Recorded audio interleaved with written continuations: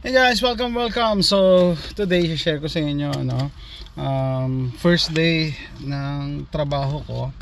Actually hindi pa talaga ako magtatrabaho, orientation pa lang and training, parang ganun. Pero last Tuesday nagpunta na ako dito.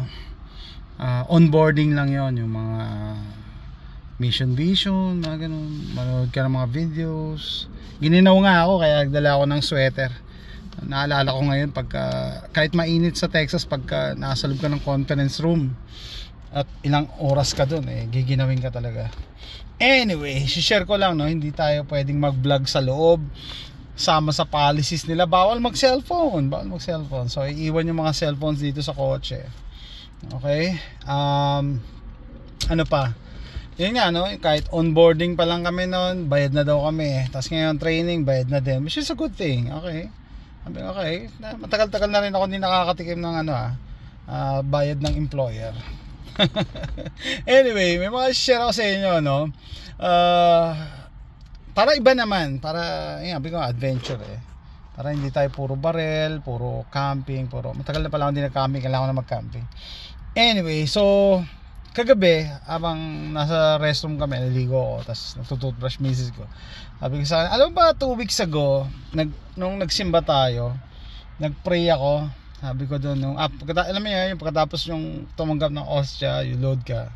Sama sa nabanggit ko noon, sana matulungan ko yung misis ko sa financial aspect. Kasi yung anak ko, yung panganay ko, nagkaroon ng problema sa school niya. Nangangailangan siya ng pera.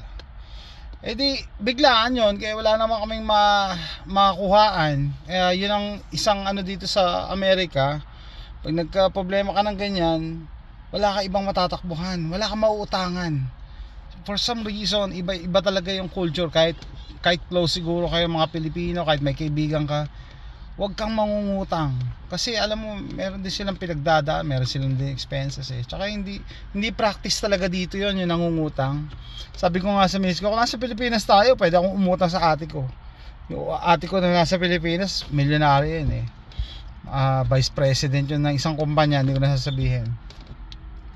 Yun nga alam, pag nandito ka, you're on your own talaga, So problema talaga ako doon sa anak ko, kahit pasaway din yun. Syempre kailangan mong gawin lahat as a parent. Di yung misis ko, ginawa niya, naisipan niya mag-loan, nag-loan siya. Alam niyo nangyari, hindi siya na-approve kasi madami daw siya utang.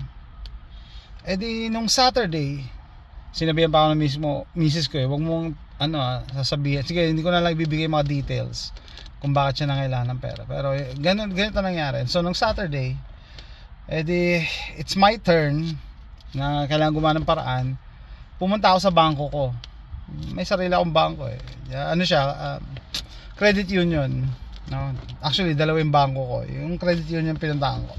Sabi ko, pagka hindi ako nakautang dito, ang backup ko, yung property namin, bayad na yun isasanla ko muna yung titulo. Sabi ng misis ko, kailangan lang natin 10,000 yung titulo is 80,000 yung lupa 80,000 yun Sabi, lulugi tayo. Sabi ko, hindi mababayaran naman natin ngayon lang kailangan lang talaga natin. Pero kung tutusin mo, ganun pala talaga, lugi ka. Pero yun ang backup ko, pag hindi ako nakapag-loan, hindi ako na-approve, isasanla ko yung titulo ng lupa. Anyway, so pagpunta ko doon sa credit union ko, yung bangko, naka short sleeves lang naman, semi-formal. Tapos naka leather akong sapatos.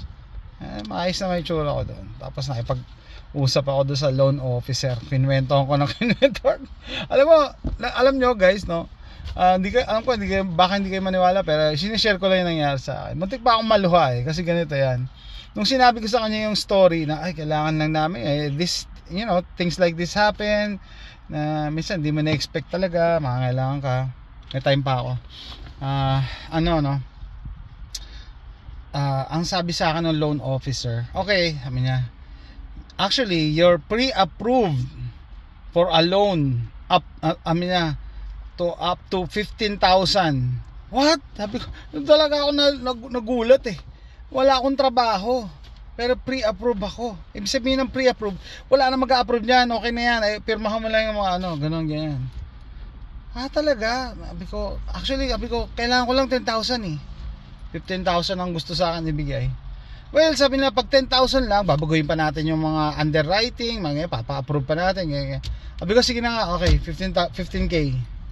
And then sabi niya, makukuha mo yung money within 1 hour. Baka wala pang 1 hour. Nagulat talaga ako.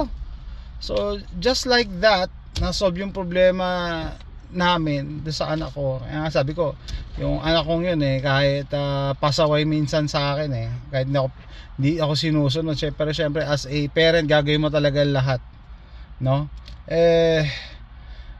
Meron pa nga dati nung running siya for honors kailangan niya ng volunteer hours. Kinapalan ko rin yung mukha ko, no? Meron kaming pinuntahan na feeding center. Sabi ko wala na siyang time pwede ba pirmahan mo na lang yung nakakaya pero ginawa ko talaga, no? Nakakaya pero ginawa. Sabi ko, as a parent talaga gagawin mo lahat. Anyway, yun nga, no, guys. So after yun, na-approve nga ako.